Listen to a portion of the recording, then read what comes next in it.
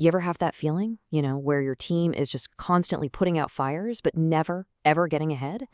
It's super common, but it's also a huge sign that something's off. Well, today, we're going to dive into the strategy that fixes this, getting capacity planning right. So here's our game plan. First, we'll talk about the overload problem, what it looks and feels like. Then we'll define what capacity planning actually is, and I'll walk you through a simple 3-step plan. After that, we'll get into the good stuff, the benefits, and finally, we'll look at how this sets you up for the future. So, let's start with the pain. Okay, so before we jump to the solution, we have to get really honest about the problem. What does it actually feel like when your team's workload is just totally out of sync with its ability to get things done? Yeah, it's that feeling, right? It's like you're perpetually behind. The to-do list just gets longer and longer, and the pressure just keeps ratcheting up. For way too many teams out there, this isn't a once-in-a-while thing, it's just daily life. And these symptoms, they're all connected. You can see how it spirals. The constant fire drills mean you start missing deadlines. Missing deadlines means budgets start to balloon. All that pressure leads to massive stress, burnout, and, you guessed it, the quality of the work starts to drop. It's a vicious cycle, and it all comes from that one core mismatch between the work you have and the resources you've got. But what if you could actually trade all that chaos for a state of, proactive control? This isn't just some fantasy.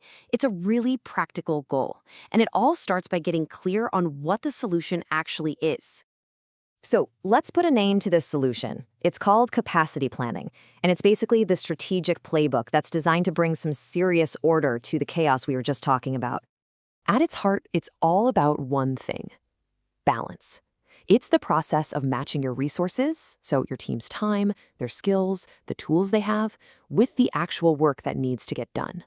The whole goal is to have the right people with the right skills ready to go at exactly the right time.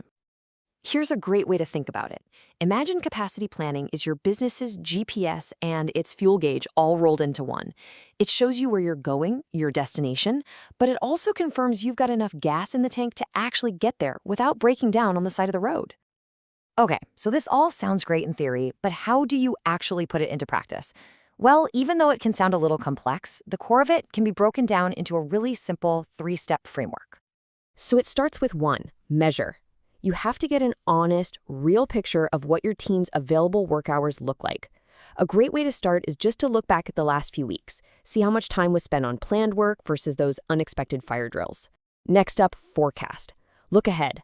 What projects are coming down the pipeline? What tasks are on the horizon? And finally, you act.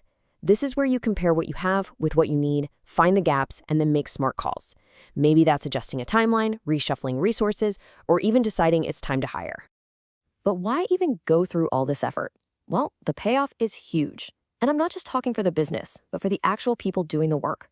Let's look at some of the tangible benefits you get when you find this balance. I mean, this really shows the transformation. It's night and day, right? On one side, you've got that reactive chaos and total team burnout. And on the other, you get proactive control, a sustainable pace for everyone, predictable costs, and reliable delivery. It's the difference between just guessing and actually guiding your team to success. And listen, this isn't just about feeling better. This is about real performance. We're talking numbers. Organizations that get good at capacity planning can see productivity gains of up to 25%. Seriously, what could your team do with a boost like that? And it's important to remember this isn't just some quick fix for the problems you're having today. Getting good at capacity planning is an absolutely essential skill for building a stronger, more resilient, and more successful future for your entire team. All right, so let's just quickly recap the big takeaways. Number 1, capacity planning is your best tool for turning chaos into clarity. Number 2, it all starts with that simple cycle: measure, forecast, act. Number 3, the benefits are real for both your people and your profits. And maybe most important of all, remember this isn't a one-and-done fix. It's a continuous cycle of getting better. So I'll just leave you with this question to think about. As you look ahead to your team's next big project, is your planning process truly ready for whatever's coming next? With the right approach, it absolutely can be. Thanks so much for tuning in.